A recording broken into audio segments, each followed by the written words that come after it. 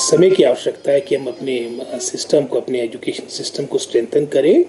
Consolidate करें, उसका सशक्तिकरण करें, क्योंकि वर्तमान में अगर आप पूरा हिमाचल प्रदेश की प्राथमिक पाठशालाओं से लेके सीनियर सेकेंडरी स्कूल्स की संख्या की बात करेंगे, लगभग कुछ 16,000 से अधिक हमारे सरकारी संस्थान हैं। लेकिन आज आवश्यकता हो चुकी है कि समय के अनुसार इस तरह से, एक तरह से इनरोलमेंट में भी कमी आई है। बेहतर सुविधाएं बच्चों को मिले, पर्याप्त मात्रा में स्टाफ उनके पास उपलब्ध हो। और इस विषय को लेके जब हाल में फाइनेंस कमीशन का भी हमारा हिमाचल का दौरा था, शिमला का दौरा था, काफ़ी विस्तार से इस पर चर्चा हुई। उनकी तरफ से भी सुझाव आया है, जो पहले से ही मैं समझता हूँ हमारे विचाराधीन है, कि हमने जहाँ पर स्ट्रेंथ कम है स्कूल्स में बच्चों की, और नज़दीक में ही उदाहरण के तौर पे 1.5-2 किलोमीटर में दूसरा हमारे पास वहाँ पर पाठशाला है, तो हम ऐसे स्कूल्स को मर्ज करें। तो इस सोच के साथ पिछले वर्ष भी हमारे कई आपके लेस देन 2, जहाँ पर 2 या 2 से कम बच्चे थे, डिस्टेंस भी नज़दीक था, तो इन स्कूल्स को मर्ज किया गया। जीरो इनरोलमेंट के भी कुछ स्कूलों को मर्ज करके लगभग की संख्या 700 के आसपास बनती है। और इस वर्ष भी मैं समझता हूँ हम ये प्रयास करेंगे कि जहाँ पर हमारी स्टाफ का कमी है, जहाँ बैच वाइज के माध्यम से, डायरेक्ट रिक्रूटमेंट के माध्यम से भी अपनी ये खाली पड़े पद है उनको भरने की कवायद प्रारंभ है। साथ ही साथ युक्तिकरण के माध्यम से, रैशनलाइजेशन के माध्यम से, जहाँ पर मैं समझता हूँ इनरोलमेंट कम है, जैसे उदाहरण के तौर पे मैंने 2 या लेस देन 2 की बात कही है,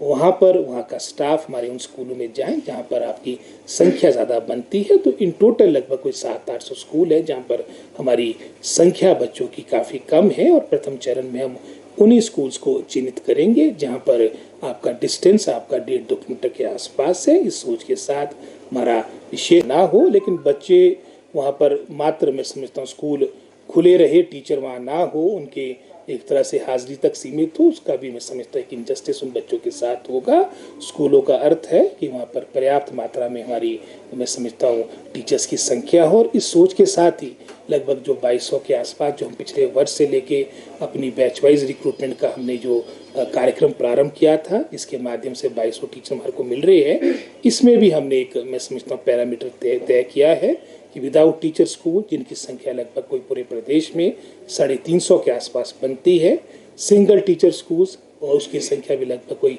31-3200 के आसपास है, और स्कूल ऑफ एक्सीलेंस जो 850 के आसपास जो हमने नोटिफाई किए हैं, हम इन तीनों, मैं समझता हूँ, स्कूलों को प्राथमिकता देंगे। और हमारा पूरा प्रयास रहेगा कि अधिकतर इन पदों को भरा जाए, क्योंकि अधिकतर पद हमारे दुर्गम क्षेत्र, जैसे आपने भी कहा, जहाँ पर डिस्टेंस ज़्यादा रहता है, तो शीघ्र मैं समझता हूँ जैसे हमारा इसके बारे में जो हमारी अपॉइंटमेंट ऑर्डर्स है, ये बहुत ही शीघ्र मैं समझता हूँ सार्वजनिक हो जाएंगे, और इन सभी हमारे टीचर्स की सेवाएं इन क्षेत्रों में ली जाएगी। कहा है कि हम नियमों के अनुसार इन अपॉइंटमेंट्स को करेंगे। फर्स्ट अपॉइंटमेंट है, जैसे मैंने पहले कहा, विदाउट टीचर, जहाँ पर आपकी इनरोलमेंट 5 से अधिक है, वहाँ पर टीचर मिले, क्योंकि हम मर्जर का भी देख रहे हैं, जहाँ पर संख्या और डिस्टेंस नज़दीक है, वहाँ पर नज़दीक के हमारे स्कूल में उनका मर्जर हो।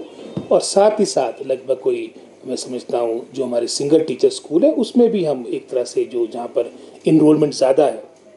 उदाहरण के तौर पे जहाँ पर 40 बच्चे होंगे, या फिर आपके दूसरे स्कूल में 15 बच्चे, तो वरीयता वहाँ देंगे जहाँ पर 40 बच्चे, ताकि कम से कम सेकंड टीचर आपका स्कूल में उपलब्ध हो। पूरी पारदर्शिता के साथ, ट्रांसपेरेंसी के साथ हमारी जो ये बैच वाइज अपॉइंटमेंट्स हो रही है, इनको स्टेशन दिए जाएंगे। और उसके उपरांत, जैसे मैंने 6000 की संख्या बताई थी, 585 हमारे पीजीटी के पद जो हमने कमीशन में लास्ट ईयर दिए थे, ये भी मैं समझता हूँ 1-2 सब्जेक्ट के आपके, मैं समझता हूँ आपके डॉक्यूमेंटेशन रह चुकी है। शीघ्र ये भी 585 लेक्चर हमारे को मिलेंगे, और इसमें भी हम इस तरह का नियम बनाएंगे ताकि विशेषकर जो हमारे दुर्गम क्षेत्र है, वहाँ पर स्टाफ उपलब्ध हो। और उसके उपरांत हमारी जो 2800 के आसपास जो कमीशन के द्वारा एलिमेंट्री एजुकेशन की आपकी नियुक्तियाँ होनी है, जो हमने पहले, मैं समझता हूँ, यहाँ पर पब्लिक सर्विस कमीशन को दिया था, लेकिन जैसे फिर से हमारा ये हमीरपुर का सर्विस सिलेक्शन बोर्ड, हमीरपुर का हमारा बोर्ड फंक्शनल हो चुका है, इसको वहाँ पर टेकअप किया जाएगा, क्योंकि कमीशन ने ये कह दिया है कि हमारे पास काफ़ी वर्कलोड है। तो शीघ्र ये प्रोसेस भी हमारा हमीरपुर वाला प्रारंभ होगा, ताकि हमारे को ये जो 6000 के आसपास पदों की हमने सैंक्शन लास्ट ली थी, ये सभी मैं समझता हूँ फील्ड में जाकर हमारे दुर्गम क्षेत्र में अपनी सेवाएं दें। और इसके उपरांत जो एनटीटी टीचर्स का भी हमने पिछली कैबिनेट में निर्णय लिया था, ये भी मैं समझता हूँ आपने देखा होगा, इसमें जो हमारी एनसीटी की गाइडलाइंस है, national council for teacher education, उसके अनुरूप आपकी नियुक्तियाँ होगी और इसमें हम प्रायोरिटी देंगे। जो 2 साल से हमारे मान्यता प्राप्त इंस्टीट्यूट से जिनकी डिग्री होगी उनको प्राथमिकता मिलेगी और ये शीघ्र ये भी प्रोसेस आपका प्रारंभ होगा। प्रॉब्लम थोड़ी डिपार्टमेंट में एजुकेशन में ये कोटा सिस्टम की भी काफ़ी रहती है और इसके कारण कई दफ़ा ये अपॉइंटमेंट्स हमारी जो आपकी मैं समझता हूँ दिनों और महीनों में होने तो उसमें कई साल लग जाते हैं। कई कोर्ट मैटर्स भी काफ़ी टाइम से लंबित रहते हैं। आपने देखा होगा पीछे आपके शास्त्री का था या आपका जेबीटी का था, काफ़ी लीगल बैटल्स इसमें रही है। मैं इसको आपने मामला मेरे संज्ञान में लाया है, इसको देखेंगे। लेकिन सरकार बिल्कुल स्पष्ट रूप में चाहती है कि जो हमारे प्री नर्सरी स्कूल्स है ये प्रदेश में फंक्शनल हो और इसी सोच के साथ हम लगभग कोई 6100 के आसपास एनटीटी टीचर्स को रिक्रूट करने का जो माननीय मुख्यमंत्री ने अपनी बजट स्पीच में भी कहा था, कैबिनेट से भी उसकी स्वीकृति मिल गई है, ये कार्यक्रम शीघ्र प्रारंभ करेंगे। हमारा एक कार्यक्रम पुलिस विभाग हिमाचल के द्वारा in coordination with education department चला है और इसको और मैं समझता हूँ सुदृढ़ता के साथ इसका हर तरह से इसको लागू करने के लिए जो भी मैं समझता हूँ डिसीजंस लेने पड़ेंगे एजुकेशन डिपार्टमेंट के स्तर पर वो लिए जाएंगे और इसको मैं समझता हूँ एक प्राथमिकता के आधार पर, क्योंकि एक बहुत बड़ा ये भी एक मेनेंस प्रदेश में आ रहा है और इसके लिए डिपार्टमेंट सजग है। ये कि एक समय था जब हिमाचल प्रदेश में हमारे को दुर्गम क्षेत्रों में आपके प्राथमिक पाठशालाओं की 1-1.5 किलोमीटर में आपके स्कूल्स खुले थे। ये 80-90 के दशक की बात कर रहा हूँ। उस वक्त समय की आवश्यकता भी थी, सड़कें भी कम थी। आज तो लगभग कोई 41-42 हज़ार किलोमीटर सड़कें हैं जो पीडब्ल्यूडी के अधीन है।